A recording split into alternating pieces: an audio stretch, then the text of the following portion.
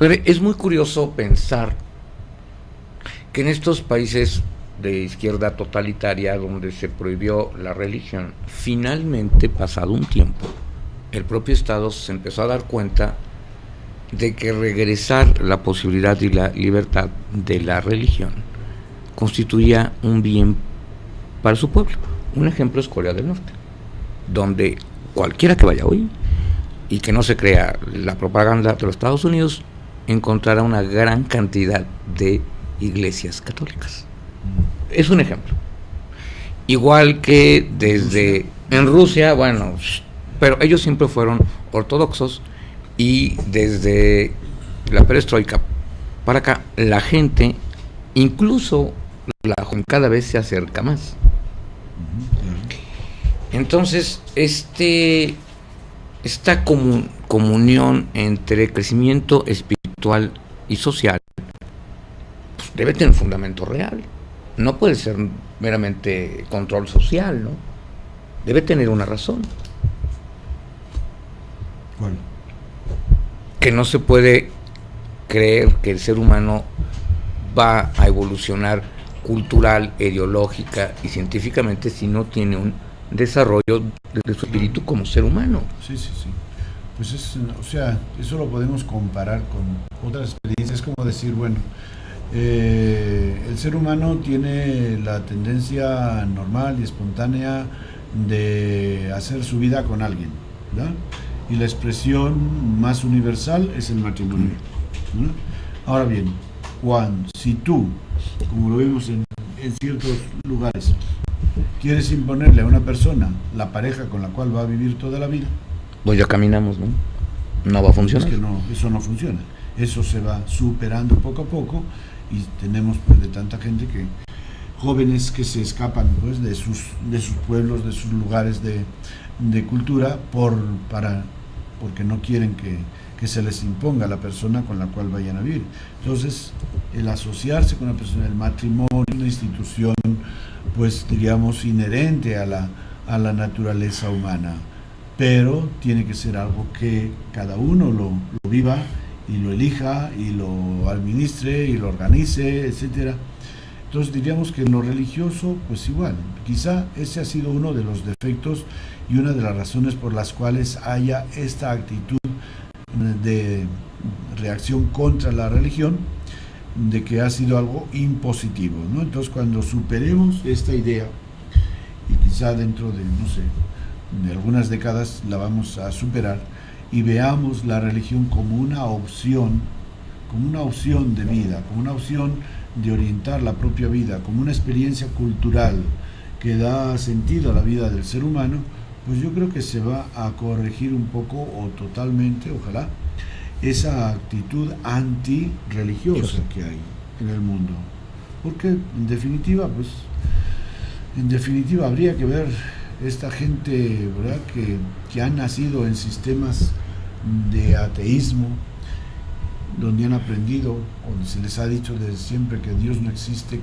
Como yo no tuve la oportunidad de hablar con esta persona, no se me ocurrió cuestionarla sobre eso, porque conviví con ella muy poco, pero es interesante, pues bueno, ¿y tú qué?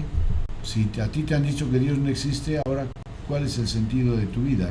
¿A dónde vas? ¿Por qué te esfuerzas? ¿Qué es lo que te va a dar a ti sentido para seguir adelante, para sacrificarte? Una vez que te canses de vivir con tu pareja, o ya tus hijos te han dejado y te sientes sola, ¿no? Entonces, ¿qué esperanza? ¿Qué orientación, qué horizonte tienes en tu vida, ¿no? Entonces, en ese sentido, yo creo que estamos tratando de superar esa mentalidad impositiva de lo religioso, y tenemos que tomarlo en cuenta nosotros. El Papa Francisco creo que está tratando de dar esa imagen pues más ecuménica, más abierta, de la Iglesia como una comunidad de creyentes que está ahí al servicio de la humanidad y que no está para imponer una cultura con la cruz y la espada, como fue en otros tiempos, sino que estamos ofreciendo un regalo a la gente que quiere tener un sentido en su vida, porque para nosotros cristianos, pues como lo dice repetidamente tanto la Biblia como los documentos de la Iglesia, dice: la buena nueva de Cristo renueva constantemente la vida y la cultura del hombre caído, combate y aleja los errores y males que brotan de la seducción permanente del pecado, purifica y eleva incesantemente las costumbres de los pueblos. Entonces Cristo no viene a destruir, viene a reconstruir a la humanidad. Y esa es la imagen que tenemos que dar nosotros los cristianos en la iglesia, que venimos a reconstruir, que no venimos a imponer nada, sino a enriquecer, a ofrecer algo que pueda ayudar a las personas a ser mejores personas, a vivir esa ley natural de hacer el bien y de evitar el mal, ¿no? Entonces, yo creo que cuando esa imagen impositiva y condenatoria y dominante y fanática, en cierto modo, de las religiones, concretamente del cristianismo, se vaya superando, pues va a haber una actitud más abierta, más amistosa, y yo creo más comprensiva. Más comprensiva. El ser humano va a superar esa cosa de, no sé, que esa actitud como para mí como de adolescente, ¿no? De querer negar lo que es obvio. ¿Por qué? Porque necesita afirmarse a sí mismo como una persona segura, autónoma, que claro, el ser humano no es autónomo, pero psicológicamente queremos sentirnos autónomos y ser dueños de nuestra vida y hacer las cosas, pero un poco porque hemos crecido con esa imagen y con esa idea de hacer lo que nos mandan y de tener un Dios que te pone unos mandamientos que te tienes que ajustar porque si no te va a condenar, etcétera. Pues todo eso ha creado esa rebeldía interior en mucha gente, ¿no? Pero yo creo que eso lo tenemos que ir superando y tener una actitud, pues así, abierta. ¿Qué quiere decir? ¿Cómo que? O sea, ¿qué te cuesta decir que en lugar de ser agnóstico eres una persona en búsqueda? ¿Cómo te vas a plantar tú? Yo soy agnóstico y no quiero fastidiarme porque no se puede conocer la verdad y nadie tiene conocimiento de la verdad, ¿y para qué? No, es como que no. Ahora, padre, es muy curioso, pero cualquiera que lea los evangelios, pues yo no recuerdo una sola palabra negativa en Jesús. Ninguna. Todo es hay una creatividad, bien. Negativa de Jesús contra la hipocresía. Bueno, sí, pero no hay un concepto negativo. Todo es positivo, creativo, de hermandad, de fraternidad, de compaginación, de entendimiento, de inteligencia. No hay una sola parte que no sea eso, ¿eh? Eso no se puede criticar. He venido para que tengan vida en abundancia. Juan 10:10. Esa frase resume prácticamente. Pero llevar esta conceptualización de lo que es Jesús y lo que son los evangelios es una tarea que hará que conste que en las próximas generaciones se vuelva a retomar el concepto de la religión cristiana por las nuevas generaciones, en lugar de que les dé por ser que agnósticos. Padre, antes de irnos, una reflexión que es muy grave, una situación que es muy triste en la actualidad, en el siglo XXI. Desafortunadamente, ciertos poderes políticos, económicos y demás hacen campaña permanente y absoluta por querernos separar a las personas que tenemos alguna concepción o alguna forma religiosa. Ni los cristianos somos retrógrados, ni las personas del Islam son fanáticos peligrosos, ni las personas del budismo son soñadores pirados. Todos somos seres humanos que buscamos en esta forma el bien. No cómo hacer para que nadie caiga en estos conceptos, para que nadie se trague esta idea que le quieren vender. Los hermanos del Islam no nos van a venir a matar a nadie, ni son malas personas.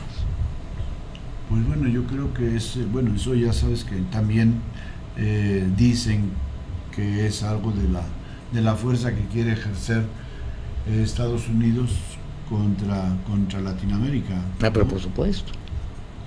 Dividir con muchos grupos la fuerza religiosa de la Iglesia Católica. Bueno, pues ciertamente que para un gobierno, cualquiera que sea, de cualquier tinte, derecha, izquierda, centro, arriba o abajo, vale, encontrarse con un bloque fuerte, cohesionado, como es un grupo religioso, en este caso el catolicismo, pues obviamente que es un reto, y qué bueno que así lo vean, ojalá que así fuera, es decir, ojalá que así fuera, que los cristianos católicos tuviéramos una cohesión de valores, ¿verdad?, para que todos estos regímenes de fuera o de dentro, de los cuales nos quejamos, encontraran en nosotros una fuerza de oposición. ¿Contra qué? Contra la injusticia, contra la corrupción, contra el abuso de los derechos humanos. Así debería de ser, ¿verdad? Y por eso es la razón por la que tratan de minar la cultura religiosa de un pueblo, cuando es una cultura uniforme, ¿verdad?, como es el catolicismo en Latinoamérica o el islamismo en países de Asia y de África.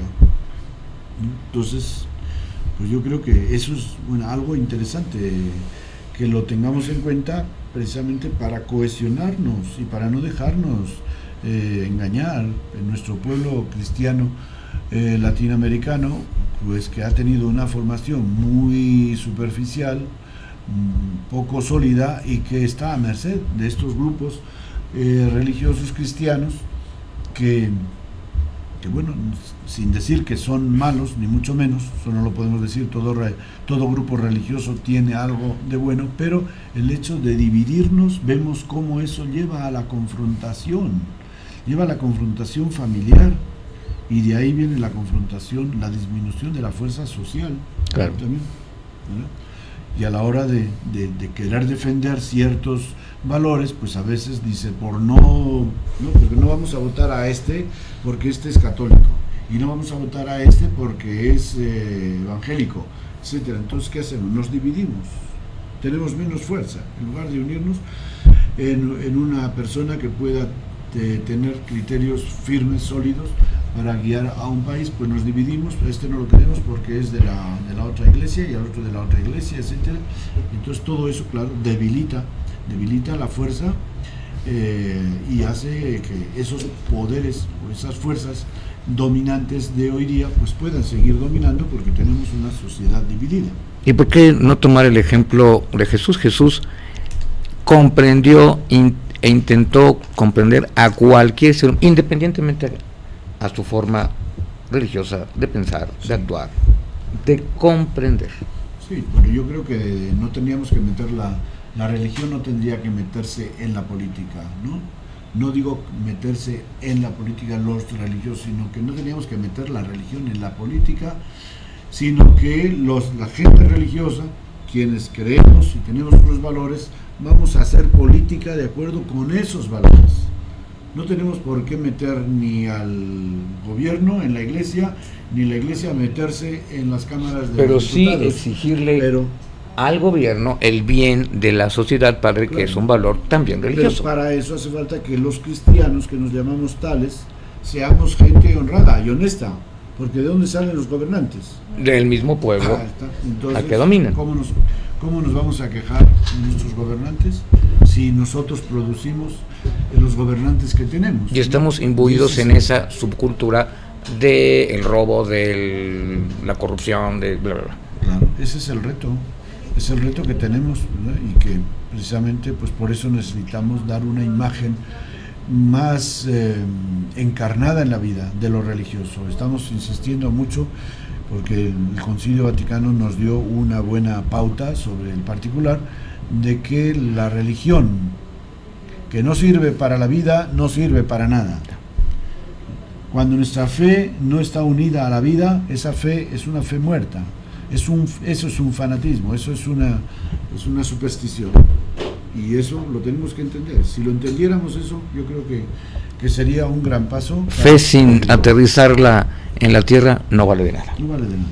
La fe primero es para vivir, no es para vivir, para morir, sino para vivir. Padre, muchísimas gracias por todo. A todas las personas que nos ven aquí en América, muchísimas gracias por acompañarnos. Tengan muy buenas tardes. A los que están aquí en México, gracias también por acompañarnos. A los que están del otro lado del Atlántico, muy buenas noches, pásenla muy bien. Y como siempre, les recordamos paz y bien. Paz y bien.